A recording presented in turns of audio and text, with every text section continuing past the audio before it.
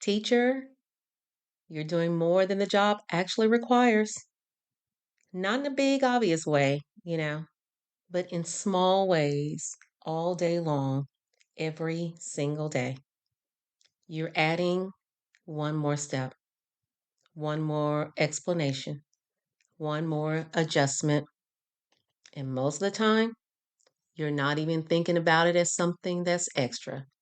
As a teacher, you just feel like this is what I'm supposed to do. And those small additions over and over again, guys, that's where the time is going. Welcome back to Teaching Without Losing Yourself, the podcast. I'm Kim, and this is the After the Bells Beyond the Box series, a moment made just for teachers, even on the move. And everything we talk about here is built around one idea. You can stay in teaching without losing yourself in the process. Nothing we do here is about fixing you.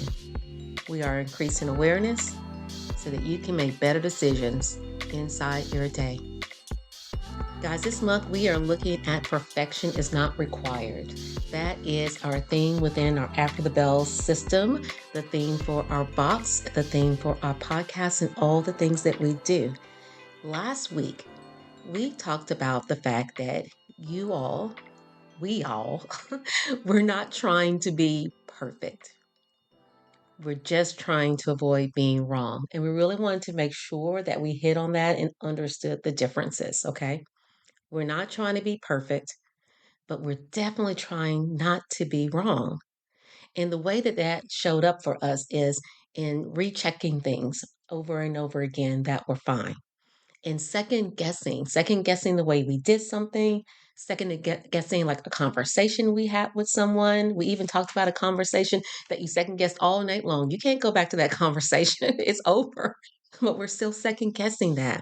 And then going back and trying to fix things just to make sure they weren't wrong. That was about this question. All of that was about, is this right? Because we don't want to be wrong. So we go back, we rechecked, we second guess, we fix things because we wanted to answer the question correctly. Is this right? Well, guys, this week is a bit different. This week is not about going back. This week is about what you're adding. I like to call it layering in there, layering in a little good stuff. This week sounds more like, let me add one more thing to make this better. Let me layer on a little more goodness just to make it better. It's okay, but I'm going to do one more thing just to make it better. So last week, you're going back to things that were already done. This week, we're talking about adding more to things that were already complete and ready. Okay? Like they were already good enough. And both of these things do the same thing. They're both evil in the same way. They're both taking your time. And that's the connection with them. Okay? From rechecking to adding and layering. And if you don't separate those two, it all kind of sounds like I'm working all day and I still don't have enough time. That's really all you see, all you hear. I know it is for me. And sometimes when I sit back, especially because I do this work and I think about it, I'm like, God, you did that. You didn't have to do that. For us, it looks like I just don't have enough time. And I know time is at a premium with education. Don't get me wrong. But there are places we can capture more. Your time is getting taken away from you in multiple ways. This is the second one I want to talk about. So before we dive deep into it, let's talk about why this is happening, okay? Because you're not like randomly doing extra things. There's a reason behind it. And I know I'm a teacher. I work with teachers. It's 28 years in teaching. I know these people. I know you. You are my people. You want your students to understand things. You want things to go smoothly. You want to think ahead and avoid problems later on. And teachers love to feel prepared. All of that, I think all of that is considered like super good intentions. I want my kids to understand. I want everything to go smoothly. I want to avoid anything that might happen. It hasn't happened. Now, I'll tell you that. No one even said it was going to happen, but you want to avoid things that might happen later. And you want to be prepared because guess what? Teachers are prepared. So your mind goes, let me add one more example. Let me just take some time and do that. Let me explain that one more way. One more way. Wait. Let me fix this. This is how this now. Let me fix this now. Okay. And now it's going to be done. Because once I fix it again, even though I've already fixed it, sometimes more than once, now it's going to be done because I want to layer on that special goodness, right? In the moment, that feels to you like you're doing the right thing. It feels like it's the right thing to do. I mean, who doesn't want all those wonderful things? It feels like you're being thorough. It feels like you are being prepared. And guys, just overall, it just feels like you're being a good teacher. But here's the shift here, okay? You're trying to make everything go right. You're trying to make sure there's no pitfalls, there are no issues, the ones that don't exist. You're trying to make sure none of those things happen. And you're doing that by adding more to you. And there's always more you can add. It's never going to be enough. There's another example you can give. You could give your kids 7 examples. There's another one you could give. There's another explanation you could share. There's another tweak, another adjustment, another let me make this thing right. There's another thing you could finish. There's always going to be that. That's always going to be there. You will never, ever, ever be ahead of it. 28 years in, it hasn't happened yet. So I really feel like that's correct. I'm never going to be ahead. I've accepted it. So if you don't catch that, guys, you just keep going. And you keep going, not because it's required, because you just, that's going to make it better. And all teachers want to make things better. Let me talk about a few examples because I like to give the examples because I really want to make sure it's clear. Because I want you to be able to see yourself in it. Because I honestly, these examples are mine. So I see myself in them. And I'm hoping I'm not alone and some of you see yourselves in them too. But let's just say you teach something. Here we go. It's a good teaching day. I'm doing that reading. I'm doing that phonics, whatever I'm doing. I'm teaching something and I have explained it clearly. I planned it, right? So I have explained it super clearly. And I'm looking around the room and I'm listening to my small groups and my partners. And guys, most of the students are getting it. Yeah, they're getting it. I'm hearing the conversation. They're repeating what I want them to repeat. They're asking good questions. I've explained it clearly and they're getting it. But guess what? This is where you step in as teacher who wants to be prepared, who wants it to be better. You explain it again. You give another example. You explain it one more way. I mean, it's just got to be better, right? You can always make it better. Last week, we would have been something like, or would have been something like, did I explain that right? Did I get it right? This week, we're saying, let me add on more just in case. Just in case that one child in the corner who got it right a moment ago, just in case they didn't get it, for real, I'm going to explain it one more time. That's extra. That's extra explaining. That's extra minutes. And guys, you do it over and over again. Sometimes when we're helping a student, it's our favorite thing to do. We love to sit 1-on-1. We love to sit 1-on-5. And we love to be right there in with the kids, right? And we start guiding them and they start understanding. And the smile inside our teacher heart is big. But instead of letting them try at that point, because you can hear them, you can see them, they're getting it. We like to be right there. We want to keep helping. We want to keep holding their hand instead of releasing that student as we should. And we know we should. We want to stay. We want to guide them to the next step. We want to help them finish. So we're going to take more time with the kid who's already starting to understand sometimes instead of just releasing them to do it because it feels like I want to make sure that they get it. I want to make sure. I know they've done it 5 times in front of me. I just want to make sure. So I'm going to stay right here. I'm going to guide him through the next step. If he slows down just a bit, I'm going to catch him and make sure he doesn't fall. I'm going to keep helping him. And I want to make sure that you understand this isn't about doing less for kids. I am the last person to say that. If you're going to go overboard on anything, this is probably the place I'd probably want you to. But so it's not about doing less for kids. It's about trusting when the kids are ready, trusting when you've done the work for kids to go on their own, for you to watch how they move and for you to only come in when needed. Let them try. Release them. Gradually release them. They can get it. They were at a point where they could try, but instead you just stayed longer. And I'm not saying it's wrong, but you got to know, guys, that's extra. Sometimes you're planning a lesson, the lesson is ready, it meets the goals. You know your students will understand it. You've done this work, you know what it takes. And then you add something extra, then you tweak a word, then you adjust the slide. Maybe I need to put one more thing in this slide just to help them understand. Maybe I need to add another piece, another this or another that. Last week you would have said, is this right? Because you didn't want to be wrong. But this week you're saying, let me make this better. Remember, guys, it can always be better. And what's the cost?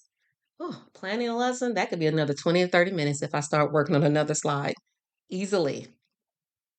And most of the time, guys, all that tweaking we do to those lessons, it doesn't really change what students actually experience in your class. You've done the work, you had it right, you just kept going. And my favorite one, which we're going to really hit a lot on the last week of the month, is at the end of the day. I am so guilty, guys. This is me. This is me today, tomorrow, and forever. So I'm really talking to me. Y'all are just here for the ride. But the end of the day, when you're ready to leave, your main work is done. But instead of walking out the door, you fix something small. I'm just going to fix this. I mean, what could it hurt? It's the end of the day. I'm just going to fix this. Or you organize something. I'm gonna get this together, get my desk all set up for, tomorrow and this and that. Next week I have this. I already have it right here. I'm gonna get this together. Or you start prepping something early. You want to finish one more thing. You are ready. The workday is done. It is time to go. But you pause and you make up other things for you to do. You say to yourself, I'll just do this now. I'll just do this now. I mean, I'm not going to wait till later. I know it's time to go. I know I can be with my family shortly, but I'm just going to do this now and I'm going to feel better in the end if I do it now. But that may add on another 10, 15 minutes time all day long. Not required. That wasn't required. It was just something added. And we've talked about it and talked about it. What is it costing you? It's costing you something, right?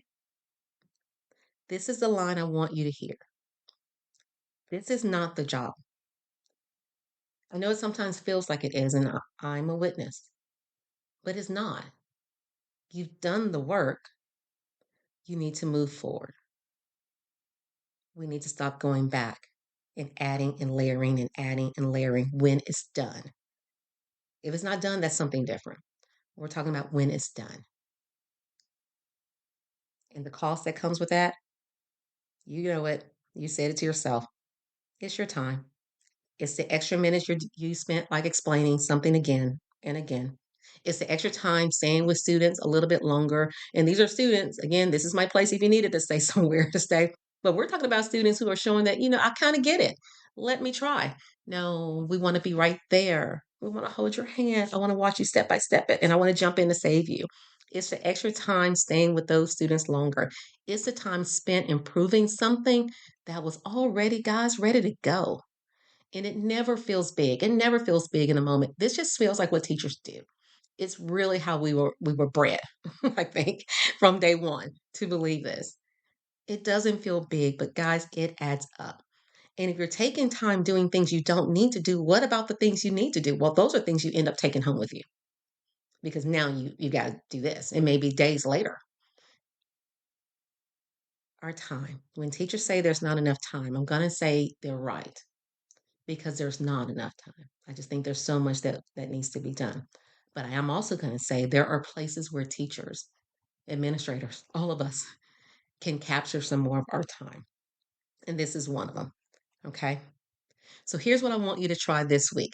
Got to try something. And I'm never asking you guys to go and do it for everything because I can't. I can't stay on point all day long looking for the moments where I'm robbing myself of time.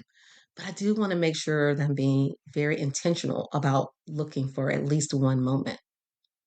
That's how we learn and we grow. So, what I want you to try this week is just to look for that one moment. Look for a moment when you're about to add something, you're about to stay after, you're about to do something that takes your time away, and you're going to do it to something that's already ready. So, it's already done, it's already good. You're getting ready to take some time away from yourself. And I want you to not. I want you to pause. I want you to ask yourself this: is this actually required, or am I adding this? Is this actually required? Like it must be done because we know there are things that must be done. Or am I adding this? Because guess what? Done is done. And sometimes done is enough. I just want you to ask yourself that. If it's required, guys, you'll do it. That's what we do. If this is something that's required, you'll do it. But if it's added, you get to decide. That's your decision making moment. And maybe sometimes you'll still choose to add it. And so will I sometimes. But now it's a choice. And it's a choice that you're making with intentionality. And you're doing so because you slowed down to pay attention. You're doing so knowing this is taken away from my time. This is not necessity for me. I do not have to do this. It is taken away from the time, the time I have very little of. You'll be doing it knowing that you made a decision, a conscious decision to do so. This is a choice at that point, not something that's happening all day without you noticing. And that's different. If it's something you choose to do, you choose to do it. But you need to know that it's a choice. So this week is about seeing what's actually part of the job and what you've been layering in on top of the job. Because when you stop adding stuff, layering stuff that isn't required, you're going to get back some of that time.